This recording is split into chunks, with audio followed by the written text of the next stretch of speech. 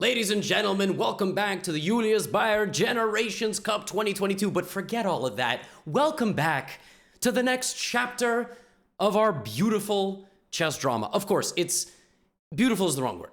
Let's be serious. Legacy is at stake. Reputation is at stake. Mental health is at stake. A lot of things are at stake. But today, finally, Magnus Carlsen broke the silence with a statement. I'm going to show you that at the end. We're going to look at that at the end. I'm going to take you through all the games first. I know that sounds like a lot, but let's go through a chronological order of the day. All right? Have a little bit of an attention span. Trust me, it's going to be worth the update, okay? We're going to go through the games because we have games to look at, and then we need to look at the standings, and we need to look at who's playing who because there is a very legitimate chance Magnus Carlsen and Hans Niemann meet in the final of this event. Can you imagine? Magnus-Hans, final. Can you imagine? Is it even going to happen? Is Magnus even going to play it? Sometimes chess drama is great. Okay, on a serious note, here we go with some games. The first game of the day I would like to show you is Vasil Ivanchuk versus Hans Smokey Niemann. E4, E5.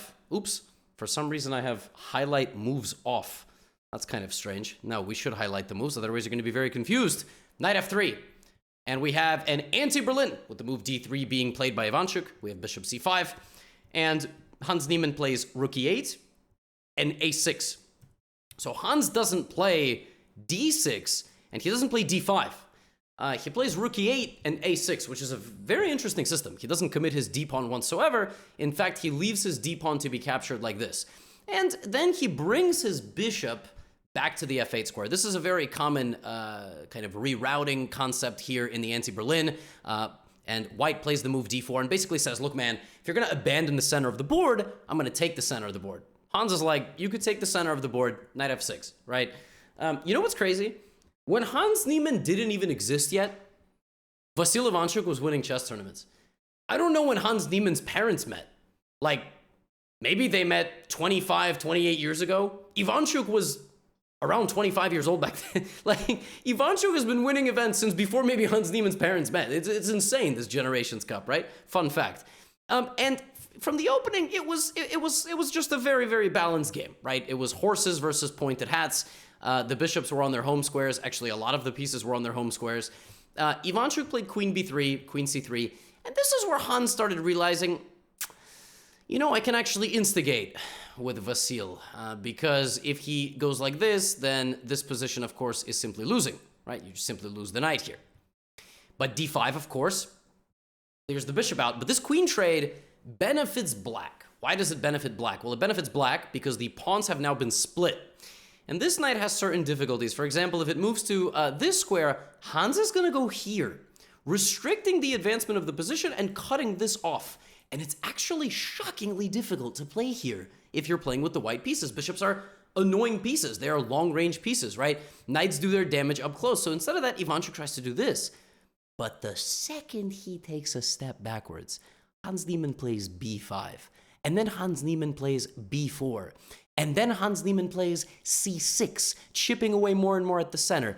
And then when knight B3 happens, we have takes. And rather than going for a position where knight takes A1 would be the thing, and CD5 and the bishops would try to beat the knights in the endgame, Ivanchuk plays this and parts ways with his E4 pawn. He tries to create counterplay, cold-blooded defense from Hans Niemann. He goes for a rook trade, takes the center pawns, and now these pawns are a problem, as Kamaru Usman likes to say in his post-fight interviews.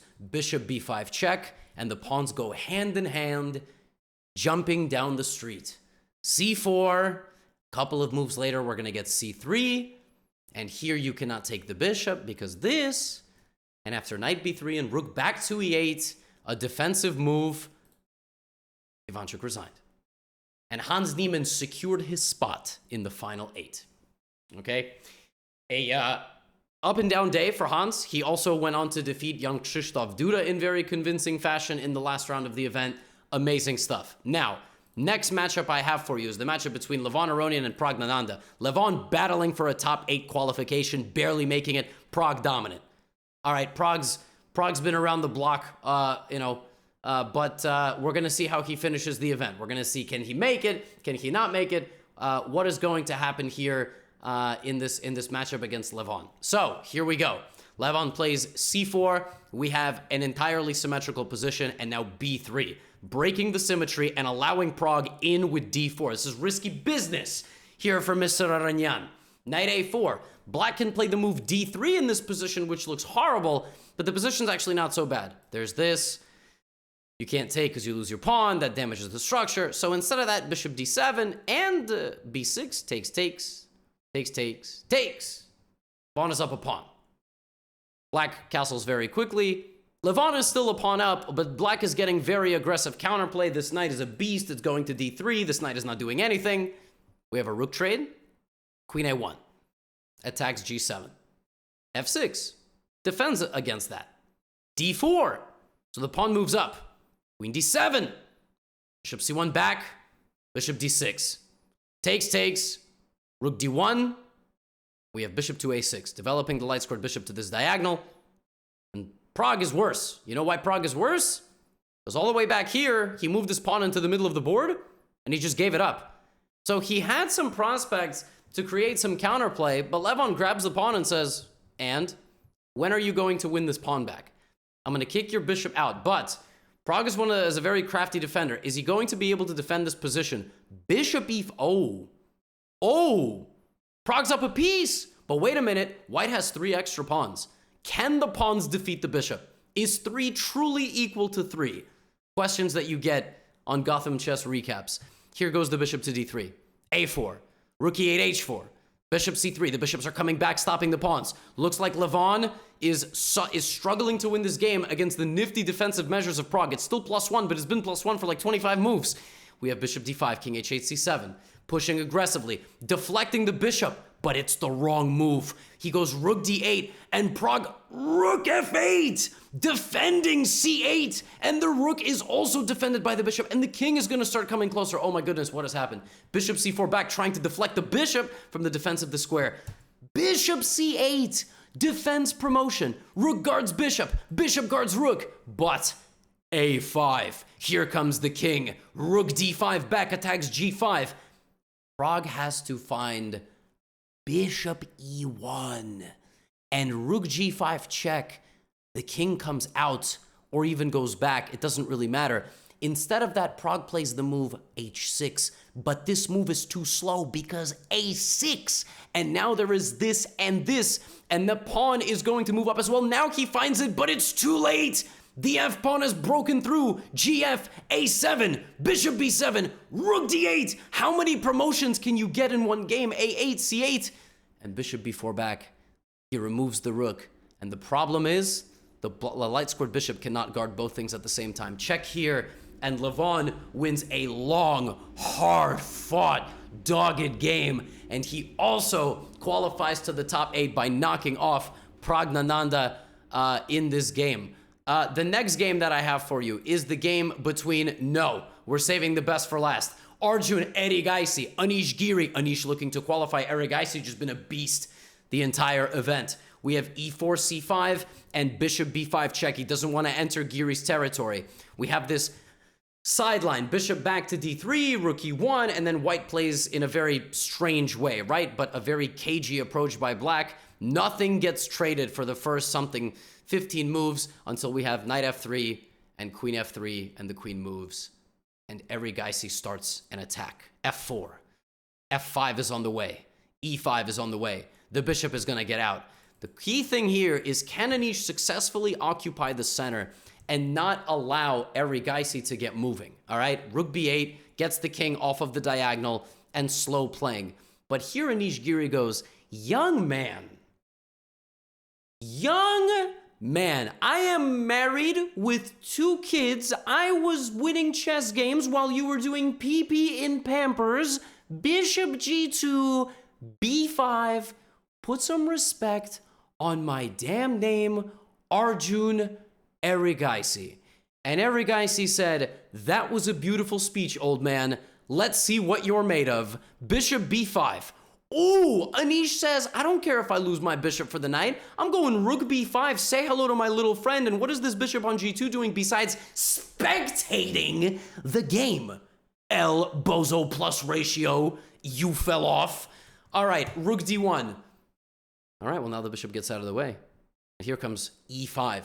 Erigaisi creating problems. Takes on c6. Pawn takes f4. gf4. White's pawns are split. White has 4 pawn islands. All right? B, D, F, looking like Broadway Lafayette Station in Soho, New York.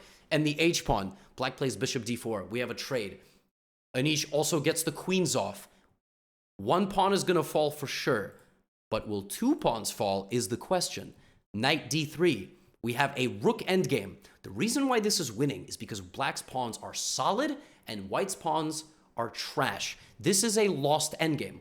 4-3 is a drawn rook endgame if the pawns are all together. When they're not, watch and learn as Anish Giri puts on his big boy pants, walks down the center of the damn board, and starts taking these pawns like Erigaisi owes him money. It takes 57 moves. But Anish Giri wins the game. He doesn't care about no queen. He gonna take this one and go down and push and win. And Anish Giri clutches a win in the final stage of the event to try to steal an 8th place spot as well to potentially take on Magnus Carlsen or Arjun Erigaisi as they are in the top 2 positions. I have 2 more games to show you. Lequang Liem has been in the top of the rankings. He doesn't have the sexiest playing style, but my God, does he rack up points. He's very solid, very good defender, very technical, very positionally savvy. Thought I was going to roll over my dog with my chair. Always have to look backwards. That's where my dog likes to lay. Christopher Wu Jin-Yu is an absolute savage, all right? Me and this guy have had a rivalry since 2021, and by rivalry, I mean I beat him once in an over-the-board game and made a couple of draws, beat him once online. Since then, he's basically been my dad on the chessboard. He's gained like 200 FIDE points, and every time I play him, I'm quaking in my boots or Adidas slippers. D4, Tripolowski. Knight f6, we have a semi-Slav. Bishop g5, takes, and we have g6. We're going to have castles very soon. And sometime later, we are going to have castles by white. Liem is giving up this knight. He's not really giving up this knight because this would happen and this knight would immediately be captured. But, well, Christopher has bishop pair, right? And a very comfortable position, and he's not afraid, okay? He ain't afraid of the big boys, all right? You can come and get me. Knight b6. All my pieces are out. Come and get me, Liem. Ooh, 2,700. Ooh, Blitz champion. Ooh, I don't care. I want to make it into a Gotham recap. Look, Grandmaster title, Schmanmaster title, all right? Everybody knows the crowning achievement is to get your game into a Gotham video. Doesn't matter if you're 200. Doesn't matter if you're 2889 live rating like Magnus was in 2014. Doesn't matter. Knight e6, all right? Queen e6. Knight e2 back. Liem looking to put the slow burning pressure on the youngster. E4, F4. All right, look at this bishop d4 move. If takes for free, here, X-ray. God damn, all right. Look at these defensive tactics being displayed. And suddenly, wait a minute. Suddenly, black is looking very much like they are tangled up with the white position. Rook ac8, e5 played. And a few moves later, it got real bad. Because Liem played the move Queen b1. This looked very problematic because Queen g6 and this is a threat. So if Queen c7, you have Queen g6 and white is completely winning. This looks like black is trapped. Just looks like the laser beams are pointing. But all of a sudden, here comes Queen c2. And after Queen c2 and defending, suddenly it's like, wait a minute. Is this actually so bad for black? We have e6, and then we have a trade, okay. But look at Chris Yu. Chris Yu just trapped the rook. If this, I mean, black can go bishop d2, but black can also play d3, and then knight moves and then d2, and then rook c1. Oh my goodness. Chris Yu's beating Liem with black. What? Chris Yu! From the depths of defeat, Liem has to sacrifice his rook. Bishop d4, knight d4, rook f7, g3 solid. Okay, but it's not over. You see, 2750s have a hidden shell that they shed. When they are being defeated, they turn into unstoppable juggernauts. And let's see how Liem defends the position. Chris Yu grabs a pawn. Couple of moves later, Chris Yu gets the rooks off the board. Masterful. Can he create the imbalance on the queen side and win the game? Can he create it? Well, he has to, because otherwise, you know, black is going to go a5 and also take this pawn. right? So b6, Liam is doing his best, but here comes the rook. The rook cannot be messed with. b4, all right? The pawn's walking down to b3. He walks Liam down. That pawn is going to make it one more square, and that's it. Good night. Rook takes d3, removes the guard of this. If this, then this. Rook d3. It takes 60 moves. Done. Christopher Yu punches his ticket to a top 8 finish. I think it's his first time playing with the big boys, and this man is in the top 50%. Talk about a Generations Cup, the youngest player in the event, 15 years of age. Yes. Yes, indeed. Remember the name Chris Yu, all right? Because he's going to be sticking around for a little while, not just in this event, but in all future events, ladies and gentlemen. Let me take you to the man of the hour, too sweet to be sour. What you see is what you get, and what you don't is better yet. To quote the legendary Chael Sonnen, I did not make that up. Magnus Carlsen is greatness encapsulated. And then we are going to cover his statement,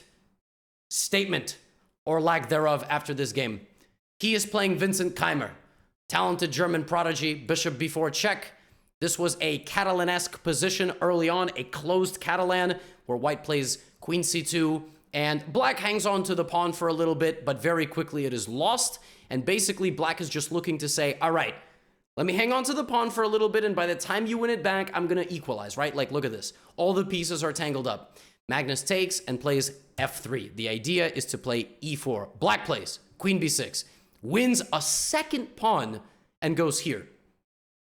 However, the Catalan is a scumbag type of opening, and pressure will pay off even 19 moves later, as after Magnus gets here, he is still down a pawn, but only he can really win this game. For a couple of reasons. Number one, the structure is miserable. Number two, the bishop pair, the dark squared bishop, is very powerful. Number three, he's Magnus Carlsen. See, a lot of people have a problem when they're playing a chess game, all right? Some of you are bad at tactics. Some of you don't know how to transition into endgames. Some of you have horrible time management. Some of you are just trash, okay? Sorry, it happens, all right? Sometimes I'm also just trash. You know what I'm saying? First step to understanding is to understand your to playing better is to understand your limitations. But none of us are Magnus Carlsen. You see, when he plays chess, that's a checkbox that none of us can hit, okay? No matter what you ingest to make you not sober, you will never be Magnus Carlsen, okay? Queen d2. Unless, Magnus, you're watching this, in which case, hey, can you subscribe, Magnus? Oh, Jesus, I lowered my chair with my foot. All right, what is going on now? I can't raise my chair. There we go. Terrific. What a chaotic recap. All right. Can Magnus Carlsen really, truly, from the bottom of his heart and my heart and everybody's heart, win this game? Well, Keimer was showing us why I gotta stop hyping up Magnus, because he clearly fell off. It's minus 1.2. Keimer's done an excellent job defending. Magnus completely uninterested, and in finding a way to win. It's it. It's dead. Position is dead. Total symmetry. No more bishop pair. Levy, stupid. Stop hyping up Magnus. What are you gonna do when Magnus retires? All your YouTube content is gonna go. No, it's not. Admittedly, I will be very sad. I'll probably have to dig up games that he played on chess.com or Lichess or something. But it is what it is. It's like how, your favorite NBA shows, Undisputed, First Take. LeBron James could be not playing in the league at all. They're still going to talk about LeBron James. Don't blame me. Somebody else should get super famous. Queen 8, like Chris Yu. All right, Chris Yu. Hans Niemann, right? Rook E8, Queen A4. Anyway, my point is that despite being significantly worse, Magnus still keeps trying. He keeps bothering Keimer. Keimer's like, damn it, will this dude leave me alone? Magnus is like, nah. I won't leave you alone. I'm just going to keep making moves. You got to beat me, young gun. Come on. It's -4. Play the move Queen F2, for God's sake. Rook B2, put me away. The game is over. Keimer misses it. Too much respect for the world champ. Now suddenly, here comes Magnus. What? From the depths of defeat. How is this possible? How is it possible that in this position, there is no mate? Well, it turns out that actually Magnus is mating his opponent. You remember how a few moves ago, I just sort of scrolled through. It was like, Magnus played H5, yeah, whatever. Magnus is a savage. In the middle of being dead lost, he sets a trap, and that trap is the fact that the black king cannot escape. That is why Queen H3 leads to forced mate, because the king is stuck and the white rook arrives. Suddenly Keimer's like, what the hell is going on? Why am I not winning? All right, I'm trading queens. To hell with this. I'm trading queens. I'm trading the queens. Nope. I'm not trading the queens. I'm running his king out. Wait a minute. Why is the king safe? Queen D2. Queen D2. Queen G5 is mate in 1. Magnus says, it's no time to die. Queen d5 check. Now we trading queens. You wanted a queen trade earlier. Well, here you go. Now you got it. We're in a rook endgame. My king walks in. You could take all my damn pawns. Take on g3 too, Vincent. Take on g3. Take the pawn. You want a 2-pawn advantage? Get a 3-pawn advantage, Vincent. Let's go rook c7. You can't stop me. I don't care. There's nothing you can do. All right? I'm going to go rook c5 and try to cut you off. These pawns are nothing. And this pawn prevents your entire cluster from moving. Rook d3, rook c7, and Magnus Carlsen, from the depths of absolute defeat, he had 2 days of absolute dominance. He freezes the black pawns, and it's more savage than that. If you waste time, I play king f8. I force you to start moving the pawns because otherwise it's stalemate. Your pawns will come to me, and I will cuff them. And that's it. Magnus Carlsen, in the preliminary stage of the Julius Baer event, put on an absolutely dazzling display. 34 points out of 45. He won 10 games. The only game he lost was the game he resigned on move 1. Say what you will about the chess drama. Oh my God. Oh my God. Magnus Carlsen. And you know, I thought that he was going to continue his media blackout. I thought he was not going to give an interview, but he did. And after the event, this is what Magnus Carlsen had to say. Now, I warned you in the intro. It's a statement. It's also not necessarily as much of a statement as you might like. I think for legal reasons, he cannot necessarily get into everything, but let's listen for 40 seconds and I will give you my reaction. You do it even with losing 3 points to Hans Niemann, with drawing from that game. I think the whole world is wondering, Magnus, what was the reason you withdrew from that game? Yeah, unfortunately, I cannot particularly speak on that. But you know, people can draw their own conclusion, and they certainly have. And I have to say, I'm very impressed by Niemann's play, and I think his mentor Maxime Bluge must be doing a great job. After that, I will link it in the description, by the way. Magnus spoke for about 8 minutes. He essentially said that he will not get into details in a handful of the issues. It seems like it could be a legal thing, but he also did say that he will be giving a statement ideally after the tournament or sometime after that. So this is why I called it a statement.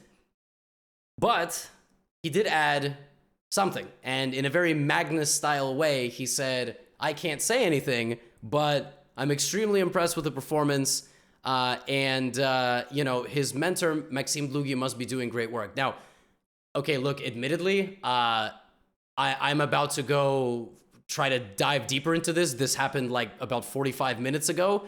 I haven't had a chance to sit down here and start dissecting why on earth that was the name drop that we were given. I think Hans in the past even was like, I don't reveal my coach, I don't reveal my mentor, stuff like this. So look, this is very strategic Magnus kind of a thing. I think we're being told something, but also not being told anything. I don't know. But he has spoken. This is an improvement already. Now, we've got 2 things to focus on. We have a chess thread and we have a drama thread. We are now patiently awaiting 2 things on the drama thread. Will Magnus qualify to a final against Hans Niemann? Because the final standings are as follows. Carlsen will play Levon Aronian. Eri Geisi will play Christopher Yu.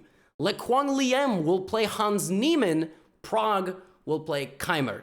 There's nowhere out there with pretty standings, like none of the major chess websites. You guys ever have this issue, like none of the major chess websites make it super simple sometimes to find results tables that are like very easily digestible? Anyway, so now we have to see, will we get a final of Hans versus Magnus? Can you imagine? And now we have to see, what is this statement? Magnus has spoken. He's given folks some sprinkle of information that he's decided to throw out there, you know, into the world without saying anything beyond that could get him into some sort of legal trouble. That's where we stand. We have a new chapter in our chess drama. I will continue to try to report both the games of the event and the various developments. I hope you enjoyed today's recap, and I will see you all very soon. Get out of here.